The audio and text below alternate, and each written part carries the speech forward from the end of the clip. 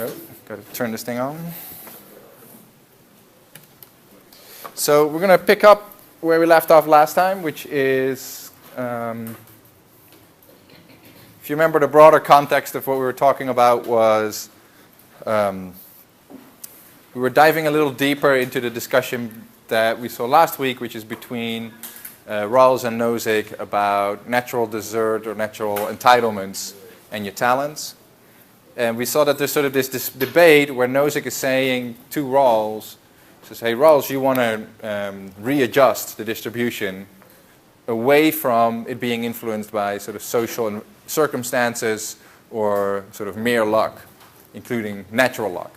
So if you're naturally lucky or socially lucky by being born in the right neighborhood, or not the right, but like the more advantageous neighborhood, or the more advantageous skin color, or the more advantageous gender, or the more, and so on, more advantageous ethnicity, that all should not have any bearing on your holdings, and so justice is supposed to cancel that out, to undo that. That's what Rawls wants to, where Rawls wants to go. And Nozick resists this because Nozick thinks, well, the only way we can go down this road is by separating from people, the people that matter, you as a person, all these sort of features that really make up who they are. And that includes things like your ethnicity, that includes things like your gender, that includes things like your talents, your intelligence, your empathy, whatever, right? All these things just are you, and you can't really start separating those. That's Nozick's objection. But if you let that in, right, Nozick thinks this is not just a small little point I'm making here, not trying to just be cute. Nozick says, but because the point is, if you let this in, if we allow that your talents are part of you, and we allow that you have a right over your own person, that your person is up to you to dispose of. You, as an autonomous person, get to decide how your person is used, where you move, what kind of career you want to take, who you marry, and so on. So you have a right to that, and you also have a right to your talents, because that's just part of the same thing. Well, then you also have a right to how you use your person. If you have a right to how you use your person, you also have a right to how you use your talents, and that might be for payment. Right?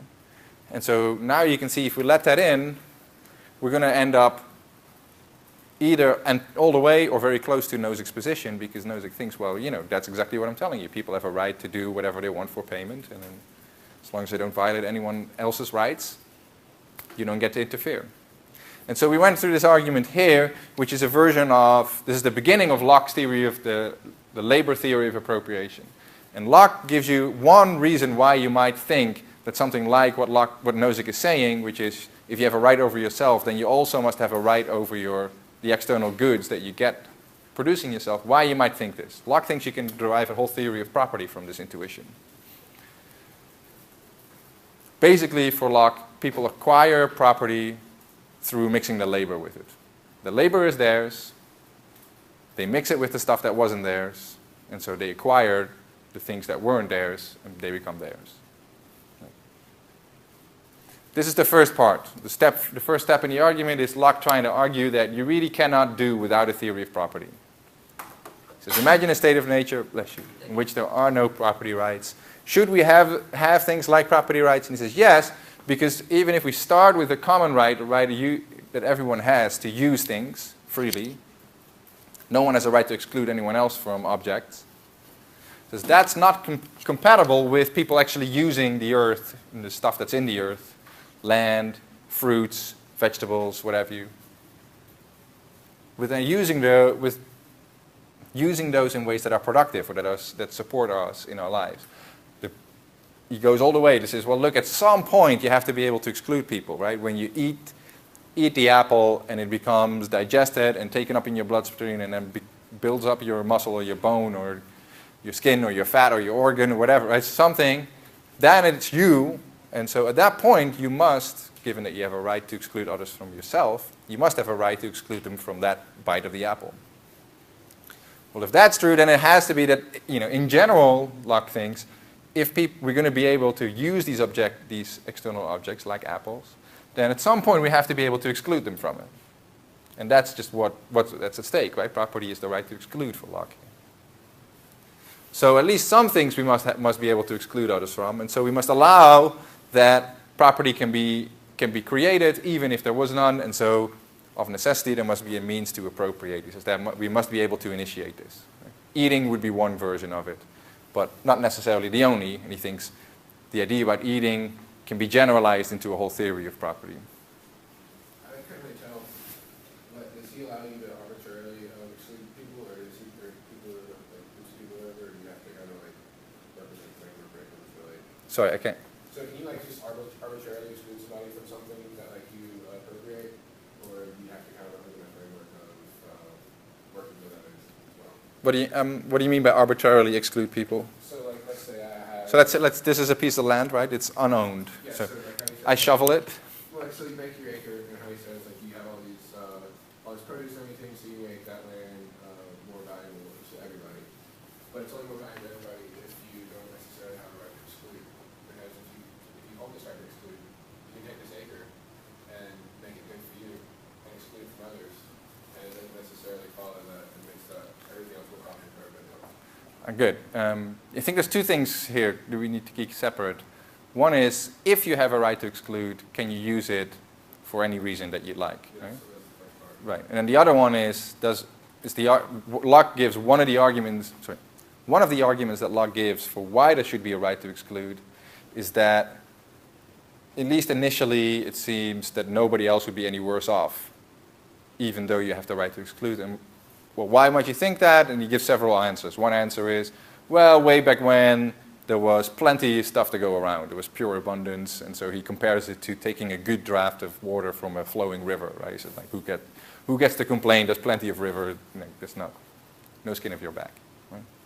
And so that's one version. And the other version is, well, if you appropriate things and you mix your labor with them, you make them more efficient.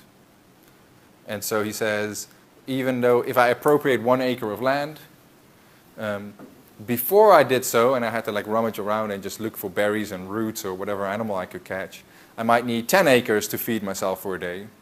But now that I've got these crops growing, this is way more efficient, so I only need 1 crop. So really my per capita use has gone from 10 to 1. Right?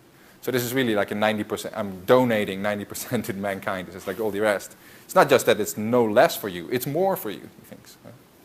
So that's the argument that you're giving. You're saying, well, more for you, why, if you keep it all to yourself? And Locke's answer is going to be, well, those 9 acres that I used to roam around and hunt on and pick all those couple of berries that were there, right?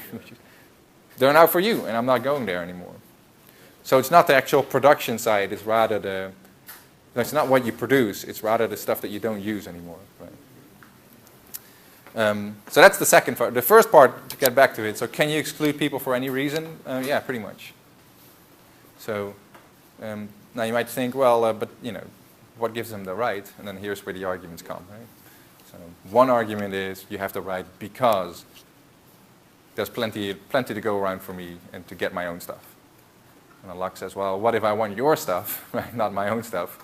He says, well, that would be unfair because now I'm desiring the benefits of your pains, of another's pain. So if there was enough for me to get by myself, and I still prefer to get yours, then that's not a claim that, like, hey, you're being unfair to me. That's the opposite, right? Because now I'm trying to benefit from you, all the work you did, and free ride on that if you will. So, do we get to it? Okay. All right. So Locke thinks there must be a possibility of appropriation. We've jumped forward a little here, but we'll go over it anyway. There's at least two. The second step is, how does appropriation work if it is possible? Right? He says it must be possible. Okay, but then how is it possible? Step 2. That's where the labor theory comes. The traditional interpretation of Locke is there is one argument, and it's the labor mixing argument. I'm not quite sure. We'll see why. I think there might be several arguments side by side. At least that's how I'm presenting it now. Just know that at least most people think, well, it's just a labor mixing argument. But I think if you read closely, there's actually at least 2, possibly 3 going on. We'll look at 2. All right, here's the first. This is the most famous, also the most notorious one. If you've read Waldron for today, you'll have seen some of the reasons why it's notorious. People like if you're in the mood, you can really kill this argument. And Walden was in the mood. So, all right, anyway, here's how it goes, right? So first step, every man has a property in his own person. That's just the beginning point for Locke, right? Very first, all the way in the beginning of term, if you remember, he says, look, people are naturally free, which means they have a right to dispose of themselves, act as they please, within the rights of others, right? Within the bounds of the law of nature is the phrase he uses. So that means, he says, you have a property in your own person. You are in control of you, and you get to exclude others from you. It's as good as owning yourself. Right? He literally thinks you have a right in yourself, like it is a property right. This nobody has any right to but himself. So if you own yourself, if you have a property right over your body, then you also have a property right over the work that you do using your body, and so therefore the labor of his body and the work of his hands, we may say, are properly his. So it's basically the same thing here. So basically the idea is, if you own yourself, then you also own the things that you do using yourself, right? Including work. It's hard to think of how you might deny this, right? So like, I own my own body, and then I choose to use my body to like build this chair here, but then you get to take that chair away from me because, well, why? Like, so, look, I used myself to create this chair, so if you're taking the chair, you're taking my activity, my effort away from me, right? Like that means that my activity was for naught, and it means nobody but me had a right over the activity, because the activity involved my person, and now you come in and you decide what the activity was for, and it wasn't for me, it was for you. And the same natural material is yours to begin with, or does it not even matter? No, that matters. That's a great point. One of the ways in which some people, like popularly called left libertarians these days, they resist this. They say, yeah, that's all true, but what about the wood that you made the chair out of? Locke, of course, says, well, everyone in the beginning had a common right of use of it, but nobody had a property right over the chair, over that wood. And then he gives some arguments for why, if I start taking the wood, you have no complaints against me. But the left libertarians say, no, everyone has an equal right to this, and so let's say there's, let's just put a dollar value on it, just to make it, we can make some easy calculation. Let's say there's $1,000 worth of stuff, of wood in the world, right? And there's 1,000 people. So then everyone owns, so it has $1 stake in the world's wood. Unused wood, we all own it equally. Nobody owns more than anyone else. So $1,000 worth of wood, 1,000 people, 1,000 over 1,000, right? 1. So now if I use $2 worth of wood, I've used more than the $1 that I had a right to. So the left libertarians say, that's fine, you can use that $2 worth of wood to make the chair, but you got to pay off everybody. So that would be $1 divided by 999, and so I owe you all. Of course, there are more useful numbers we could use, but in principle I could say, write you a check, and then if I have a chair producing factory and I use wood all over the place, right, then it might be a little more, and so it adds all up. Then you might have a rock quarry, right? And so I own 1,000th of the rocks as the others, and so we all use natural resources in various ways, and we can be taxed not for the labor that we do, because that is yours, says the left libertarian, but for the resources we use, right? And so they think there's in proportion to the more resources you use, the more you can be taxed. And they think you can be a full-fledged libertarian, right? Completely take this whole idea of self-ownership and so on seriously. Completely take seriously Nozick's idea that taxation is a way of forced labor, and still have taxation, right? Like, because you can still have quite a bit of equality going on by taxing people in proportion to how much of the raw resources they're using. There's a big assumption in the background, right? We all own the world equally. I've never seen a good argument for it, but some people think that's intuitive. Not too many, but some. Incidentally, Thomas Paine had a view like this.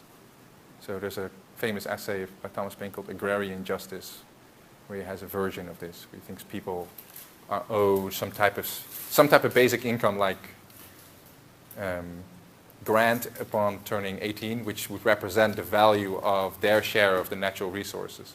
So you sort of get, once you turn the age of consent, you become an adult. There's sort of like, let's say that you were 1,000 over 1,000. Well, that's just the wood. We add everything up. Your share of natural resource value in the world is $800. Right? Let's say you turn 18, $800. Here's your check, and there's your share. And then, of course, you're on your own. Right? Then the market can we do Nozick all the way. But you start with a grant like that. We were just Terry and I were just talking. Henry George is another person who had a view like this, where people were taxed on the basis of their land ownership, and so there's a sort of a fairly rich tradition of people thinking about this. Yeah. Cameron? Does that Thomas Paine idea sort of show where we get the ideas of a universal basic income? Yeah, that's one of the first. I think Paine was. I hesitate to say the first, but it's one of the. It's the first. It's the oldest I can recall off the top of my head that came up with that thought. Yeah.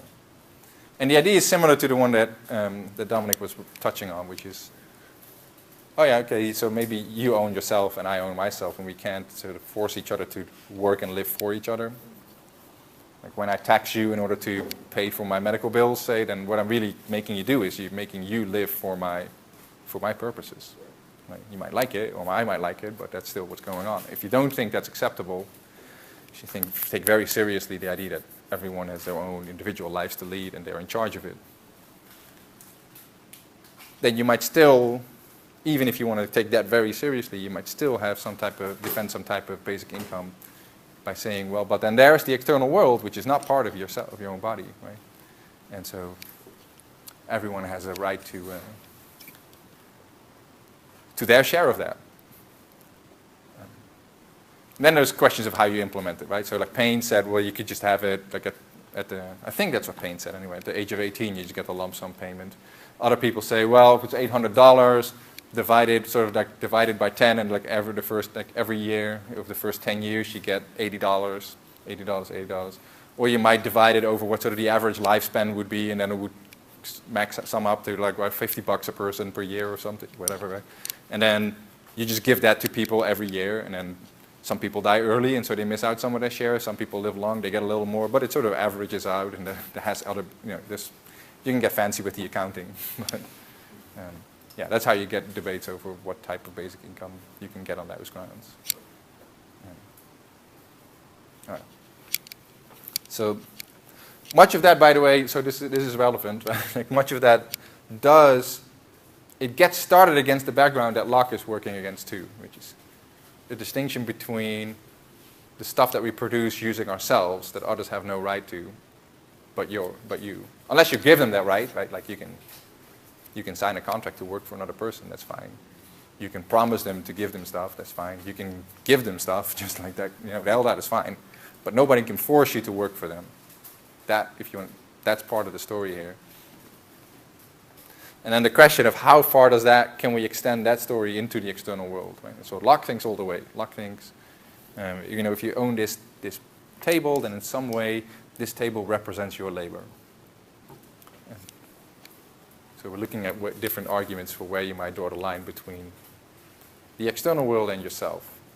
Nozick and Locke thinks, well, there's really not much of a line because the self takes over everything. Locke speculates that it's like 999 out of 1,000 parts value or labor, which is you. Right? All right, let's go on. So, when a person has mixed his labor with something that is commonly owned or commonly available, so just land, trees, animals, whatever, right?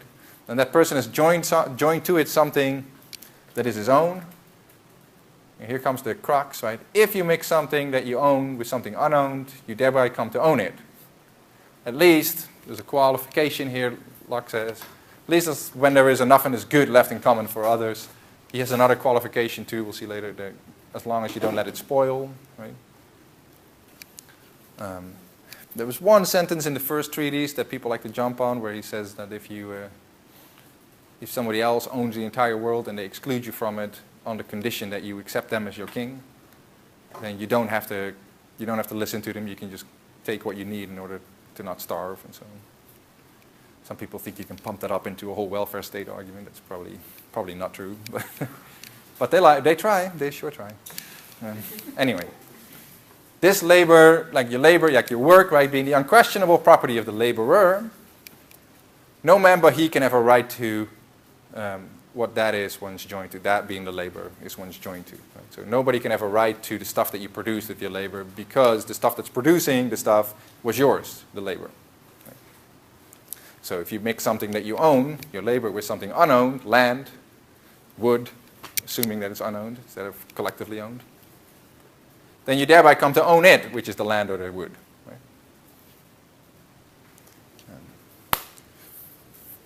Foreshadowing a little bit what we'll talk about next week, or maybe, wait, next week or Thursday already? Thursday already. Marx liked this, surprisingly perhaps, but Marx was very influenced by this. Because Marx thought that under capitalism, the workers are constantly having their labor taken from them, extracted by the capitalist. That's what Marxist exploitation looks like. So I'll get to it in some more detail, but basically the Marxist idea is the labor is being screwed by the capitalist because the capitalist gets more value out of the worker than they pay them in their wages. That's what profits are. The profit is the difference between the value the labor adds and the value that they get paid. How profits are possible in the first place, thinks Marx. And that's unjust, because, and you see why, because this is the basic idea, right? Like, well, the labor was the laborers, right? It belonged to them. So Cohen, who we'll be reading soon, Cohen thought, for Thursday actually, so Cohen is a Marxist, was a Marxist, he passed away a couple of years ago, but and he wrote a whole book responding to Nozick. It's a very good critical book, which we'll read part of. But he has a chapter in the book, which is nice. And basically the topic of the chapter is like why someone like Rawls doesn't care much about Nozick. Rawls and his students were sort of like, they kind of shrugged Nozick and poo-pooed it. This guy's crazy, whatever. We'll keep doing our Rawlsian stuff. But it's just like, why Cohen says, the Marxist, I can't afford that. So the Social Democrats, they don't, like Rawls said, in the first edition anyway, talents are a common resource. And so you can be used, yeah, sure, people can be used to be working for others, right? Well, if you think that, then you have to give up on your Marxist theory of exploitation, right? Because the labor is working for the capitalist. If that's fine, then you've lost the heart of why the system is screwing the downtrodden, right? Like why these are getting extracted and moved down further. Anyway, so Cohen has there's a nice chapter. He says, I can't afford to just poo-poo Nozick, because he's taking the Marxist idea that goes all the way back to Locke, and instead of going Marx, he's going all the way, like as far away from Marx, and so we need to do something, basically. All right. So here's the end. Whatsoever he removes out of the state of nature, out of the state that nature has provided and left in, he has mixed his labor with, and joined to it something that is his own, and thereby makes his property. All right. This is the famous argument.